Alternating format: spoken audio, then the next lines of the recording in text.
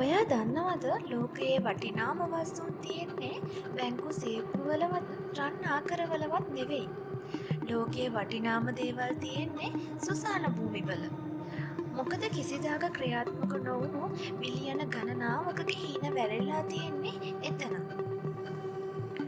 අද මම අහන්නේ ඔයාගේ හීනත් ඒ වගේ වැළලෙන්න ඉඩ දෙනවද? එහෙමත් නැත්නම් ඒ හීනවලට පියාපත් දීලා ඉහළටම පියාඹන්න දෙනවද? සිහිනයක් කියන්නේ නිකම්ම නිකන් දකින රූප රාමුවක් නෙවෙයි.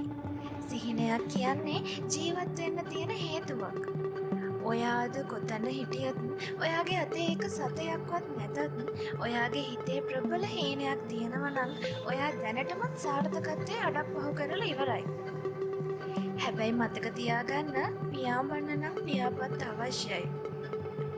ලෝකෙම බෑ කියද්දී ඔයාගේ හෘද සාක්ෂිය පුළුවන් කියනවා නම් ඒ හඬට ඔයා සවන් දෙන්න.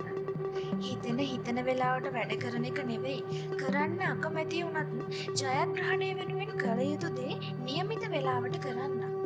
වැටෙන හැම වෙලාවකම ඉගෙන ගන්න. පියාපත් ශක්තිමත් වෙන්නේ සුළඟට විරුද්ධව පියාඹන කොටයි. ඔයා ඉහළටම පියාඹන්න හදනකොට ඔයාගේ පියාපත් කපන්න බලන් ඉන්න පිරිසක් ඉන්නවා. ඔයාට ඕව කරන්න බැහැ. ඕව මහා පිස්සු වැඩ කියලා එයාලා කියාවි.